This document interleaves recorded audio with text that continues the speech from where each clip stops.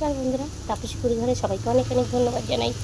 আজকে দেখো রান্না করছি গাটি কচু, আলু আর কাতলা মাছের মাথা দিয়ে। এই দেখো কাতলা মাছের মাথাটা ভেজে নিয়েছি, আর এখানে গাটি কচু আর আলুটাকে সিদ্ধ করে রেখে দিয়েছি। আর এখানে দেখো তেলাপিয়া মাছের ঝাল করেছি, এই যে উপরে ধনে পাতা কুচি দিয়ে। আর এখানে দেখো গাটি কচুর জন্য মশলাটাকে ভালো করে কষে নিচ্ছে।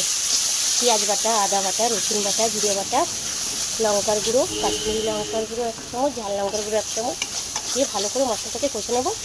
নিয়ে এবার সিদ্ধ করা গাটি কচুটাকে এখানে দিয়ে দিলাম। পুরো ভিডিওটা দেখার জন্য অনুরোধ করবো। ভালো লাগলে অবশ্যই লাইক করো, কমেন্ট করো, সাবস্ক্রাইব করে দিও। দেখো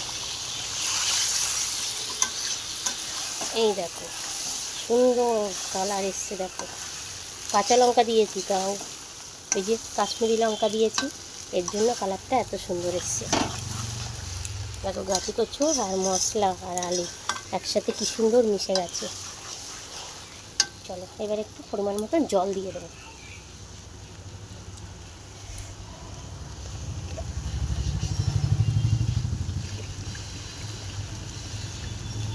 জল দিয়ে দিলাম, দিয়ে আবার ফের মিশিয়ে দেব। উলট পালট করে নাড়াচাড়া দিয়ে এই যে। আর কেউ বাজে কমেন্ট কিন্তু করো না, কারণ আমি দেখো সব কথা উচ্চারণ করতে পারি না, কিছু কিছু আটকে যায়, এর জন্য আমি উলট পালট বলি। হ্যাঁ দেখো সুন্দর করে মিক্স করে নিয়েছি একদম গাটি কচু আর আলু। এবার ভেজে রাখা কাতলা মাছের মাথাগুলো দিয়ে দেবো। আর একটু জল দিতে হবে।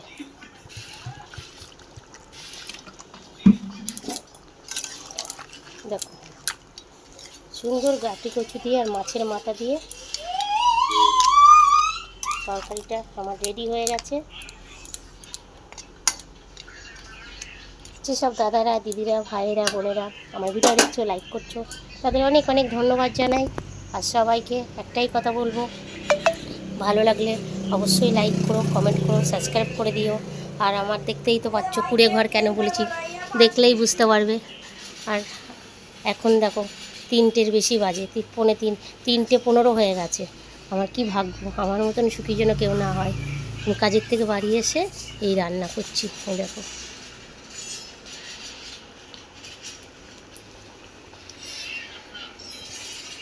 হয়ে গেছে আমার তরকারিটা একদম রেডি। কি সুন্দর একটা সেন্ট বেরিয়েছে। অনেক দিন পরে আজকে গাটি কচু দিয়ে আর মাছের মাথা দিয়ে রান্না হলো।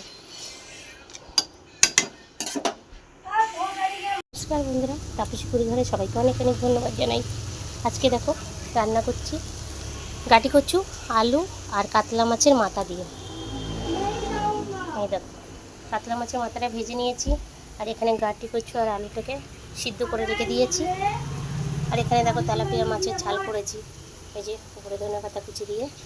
আর এখানে দেখো গাটি কচুর জন্য মশলাটাকে ভালো করে কষে নিচ্ছে।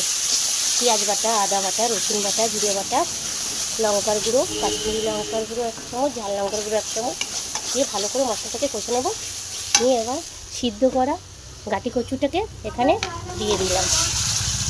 পুরো ভিডিওটা দেখার জন্য অনুরোধ করবো। ভালো লাগলে অবশ্যই লাইক করো, কমেন্ট করো, সাবস্ক্রাইব করে দিও। দেখো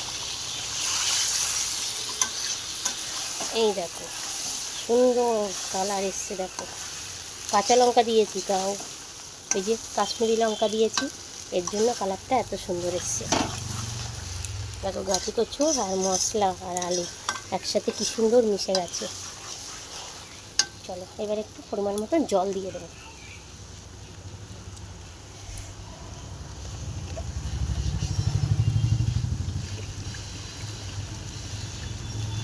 জল দিয়ে দিলাম,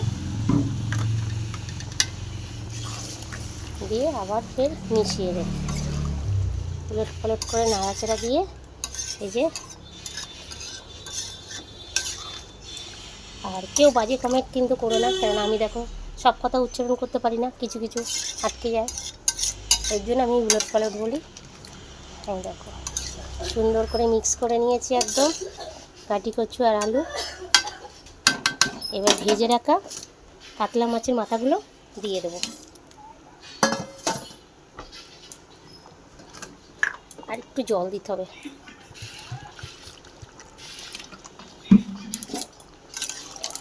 দেখো সুন্দর গাটি কচু দিয়ে আর মাছের মাথা দিয়ে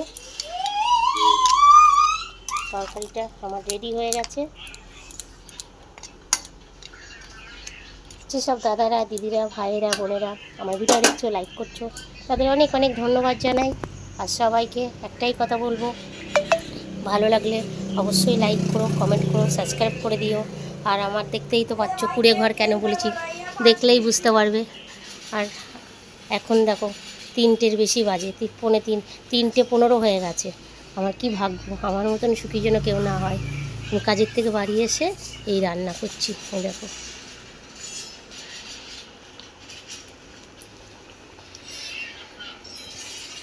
হয়ে গেছে আমার তরকারিটা, একদম রেডি। কি সুন্দর একটা সেন্ট বেরিয়েছে। অনেক দিন পরে আজকে গাটি কচু দিয়ে আর মাছের মাথা দিয়ে রান্না হলো।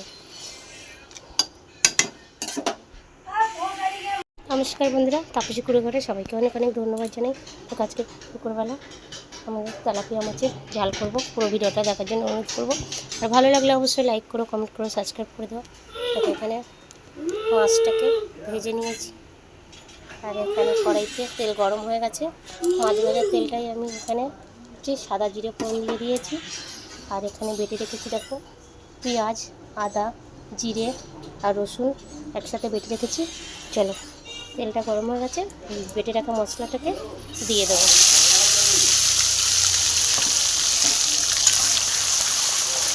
মশলাটাকে মিশিয়ে নেবো। দিয়ে দেবো এখানে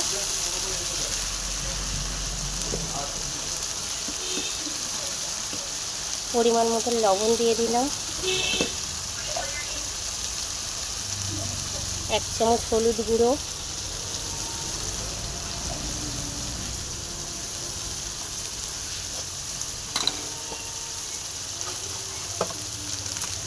1 চামচ কাশ্মীরি লঙ্কার গুঁড়ো দিয়ে মশলাটাকে পুরো মিক্স করে নেবো।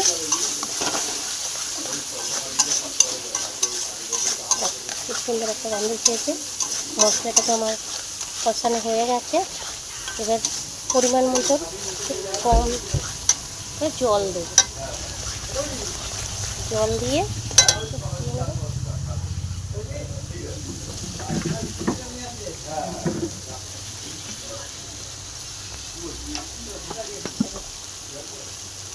দিয়ে দিলাম।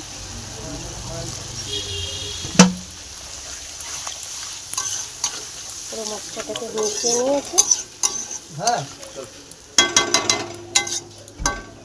ভেজে রাখা তেলাপিয়া মাছগুলো দিয়ে দেবো।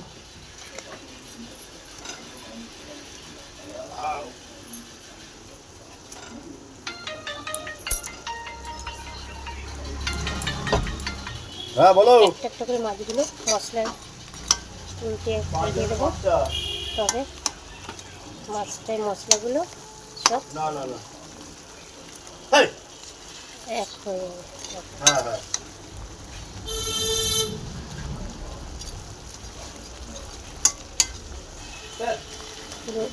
মিশিয়ে দিয়েছি।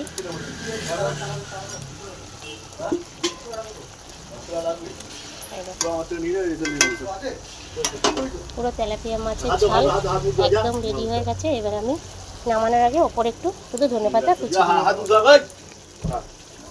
যারা যারা আমার মতন এরকম তেলাপিয়া মাছের ঝাল খেতে ভালোবাসো তারা অবশ্যই লাইক করো, কমেন্ট করো, সাবস্ক্রাইব করে দিও। ভালো লাগলে অবশ্যই শেয়ার করো।